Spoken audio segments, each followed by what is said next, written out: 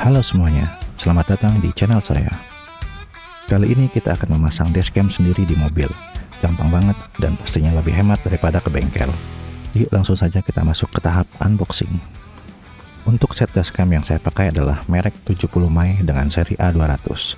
Ini saya beli online dengan harga 1 jutaan saja. Sudah dapat kamera depan dan belakang. Cukup murah bukan?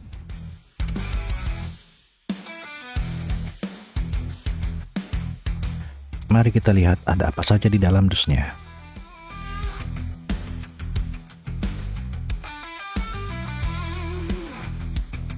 Pertama-tama ada buku manual dan stiker anti elektrostatik.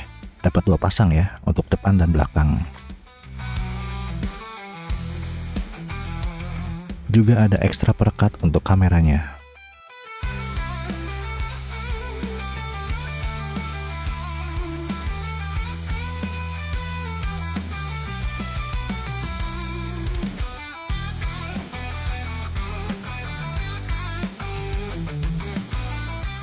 Ini kamera depannya. Di sini ada slot untuk micro SD card. Kameranya juga bisa diputar, jadi gampang banget buat ngatur sudut pandang sesuai kebutuhan.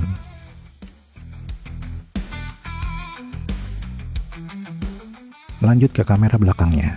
Sama kayak kamera depan, bagian kameranya juga bisa diputar supaya kita bisa dapat angle yang pas.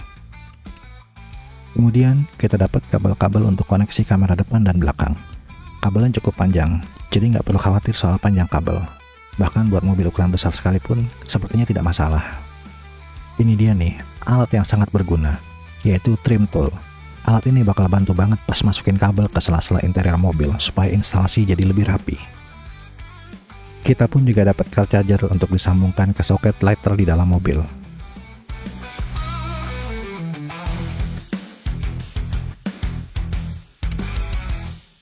Dan ini adalah mounting atau dudukan untuk kamera depan.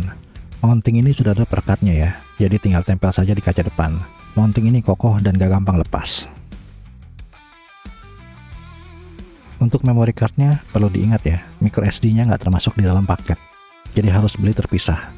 Di sini saya pakai micro SD merek SanDisk kelas 10 ukuran 64 GB. Bisa langsung dipasang saja pada slot yang tersedia.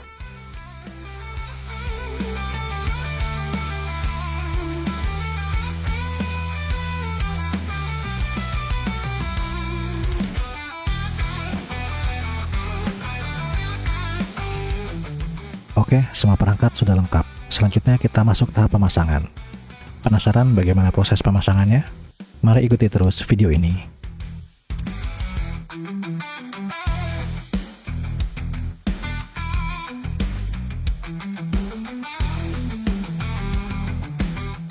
Kita akan pasang dashcam ini di New Livina, ataupun di mobil lain juga bisa. Kalau kalian mau coba pasang sendiri di rumah, ikutin langkah-langkahnya ya. Tenang, caranya gampang dan hasilnya pasti rapi.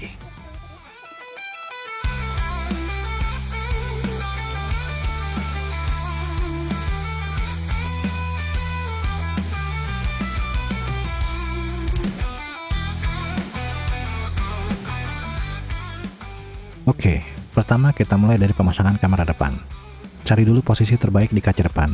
Usahakan di belakang spion tengah supaya tidak menghalangi pandangan saat mengemudi. Kalau sudah ketemu posisi yang pas, bersihkan dulu area kacanya dengan kain bersih atau tisu, supaya perekat bisa menempel dengan sempurna. Selanjutnya, tempelkan stiker elektrostatiknya ke kaca. Baru setelah itu, pasang kamera ke mountingnya.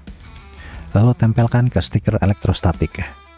Tekan sedikit agar mounting benar-benar menempel dengan kuat. Dan terakhir, atur sudut pandang kamera supaya lurus dan jelas merekam ke arah jalan.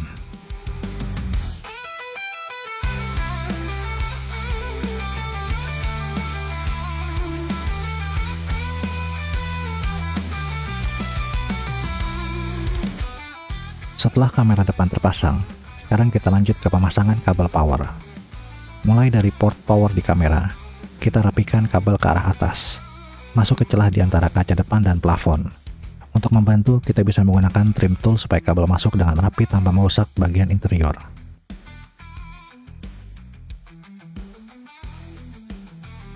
Teruskan kabel sepanjang tepi atas kaca depan, lalu turun melalui sisi pilar A. Pastikan kabel masuk di sela-sela karet pintu supaya tetap rapi dan tidak terlihat dari luar. Setelah melewati pilar, lanjutkan kabel ke bagian bawah dashboard. Arahkan kabel ke bagian tengah, tempat soket lighter berada.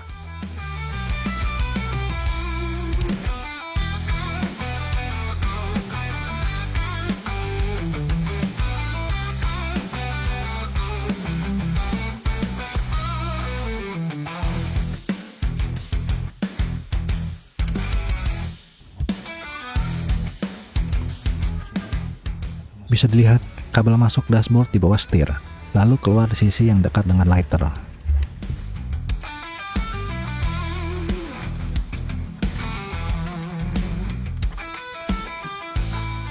Sekarang tinggal colokan kabel ke car chargernya, lalu tancapkan ke soket lighter mobil.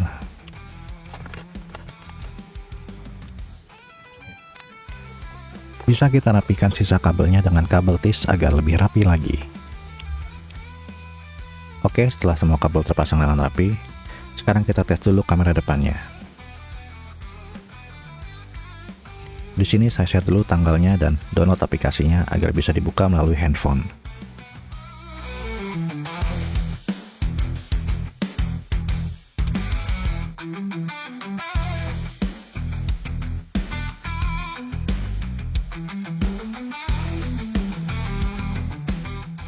Baiklah, setelah kamera depan beres, sekarang kita lanjut ke pemasangan kamera belakang. Kita colokkan dulu kabel kamera belakang ke kamera depan. Untuk kabelnya bisa kita arahkan dari depan ke belakang, lewat sisi atas plafon. Bisa dari arah kiri atau ke kanan sesuai yang kalian mau. Kalau saya selipkan kabel ke arah kiri melalui sisi atas plafon, melintasi jendela depan sampai ke jendela belakang.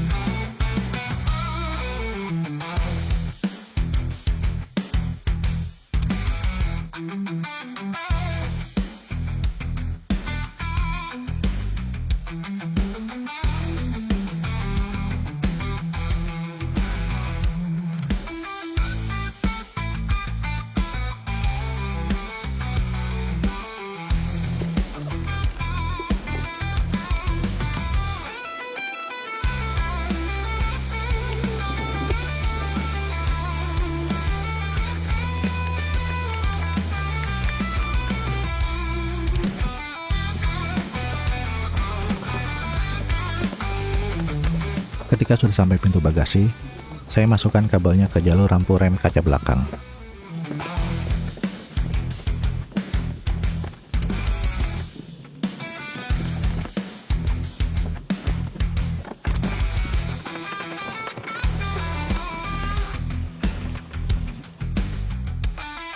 Sama seperti kamera depan, pastikan kaca dalam keadaan bersih sebelum dipasang.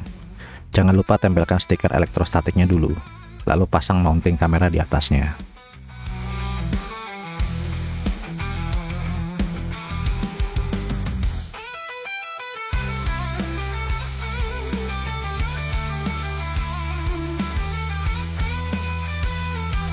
Oke, setelah selesai, kita rapikan kabelnya. Lalu pindah ke bagian depan untuk setting kamera dan tes perekaman.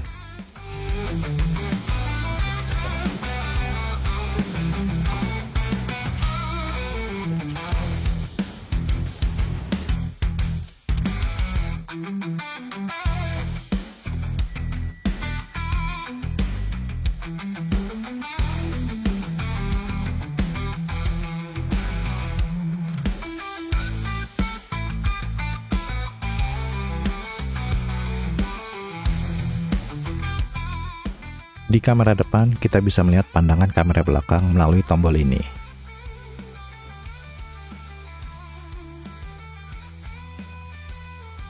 Dan di sampingnya ada tombol untuk rekaman darurat.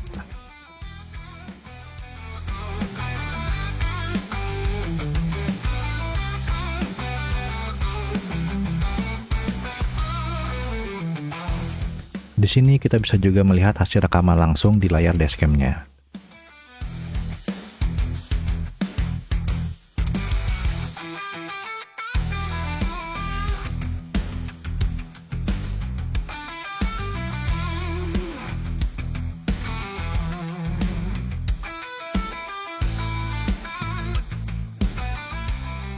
Untuk bagian parking surveillance-nya tidak bisa saya fungsikan karena harus memakai key tambahan. Untuk rekaman darurat, saya hanya setting untuk sensitivitasnya saja. Jadi ketika terjadi benturan atau guncangan, maka dashcam akan merekam ke folder khusus tanpa tercampur dengan rekaman yang biasa. Ini saya atur medium saja agar tidak terlalu sensitif. Untuk settingan suaranya, saya off-kan semua agar tidak terlalu mengganggu. Dan untuk rekaman suara dalam kabin, saya nyalakan. Dan ini untuk menyalakan WiFi hotspotnya ketika kita mau menghubungkan dashcam dengan handphone kita. Untuk layarnya, saya set agar tidak selalu menyala, bertujuan mengurangi panas pada dashcam.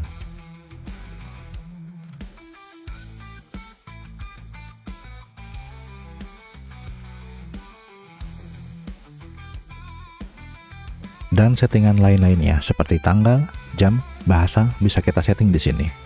Setelah semuanya kita setting, mari kita lanjut ke bagian hasil rekamannya.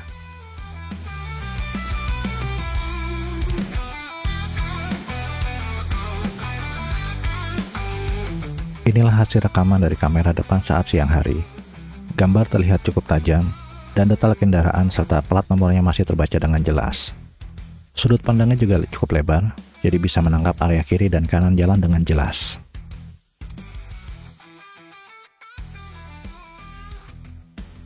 Untuk kamera belakang, hasilnya juga cukup baik untuk bantu merekam kondisi di belakang kendaraan. Meski resolusinya lebih rendah dari kamera depan, tapi masih cukup jelas untuk kebutuhan bukti kejadian di jalan.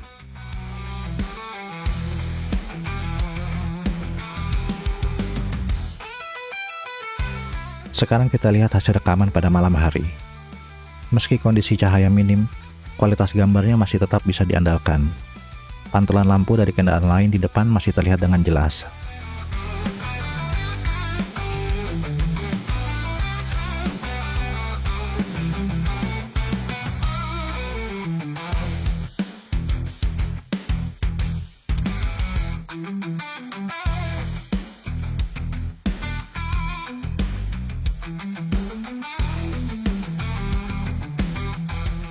Dan ini adalah hasil rekaman kamera pada malam hari saat kondisi hujan. Walaupun cahaya terbatas dan banyak pantulan dari air di kaca, gambar masih terlihat cukup jelas.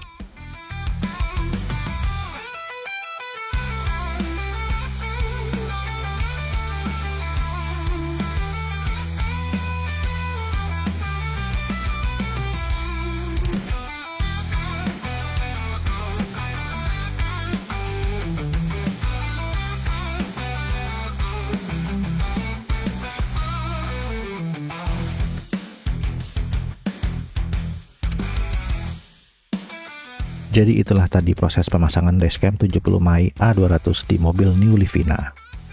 Kalau disimpulkan, pertama, harganya cukup terjangkau untuk ukuran dashcam dengan fitur yang cukup lengkap. Kedua, kita sudah dapat kamera depan dan belakang sekaligus dalam satu paket. Ketiga, proses pemasangannya juga cukup mudah, bahkan bisa dilakukan sendiri di rumah tanpa harus ke bengkel. Selain itu, kualitas gambar dari kameranya juga sudah oke banget untuk kebutuhan harian, baik siang maupun malam. Kabel yang disediakan juga cukup panjang, jadi cocok untuk berbagai jenis mobil, termasuk MPV seperti Livina atau Expander. Terima kasih sudah menonton video ini. Kalau video ini bermanfaat, bantu support channel ini dengan klik like dan subscribe. Kalau ada pertanyaan atau saran, bisa langsung tulis saja di kolom komentar. Sampai jumpa di video selanjutnya, dan tetap hati-hati di jalan.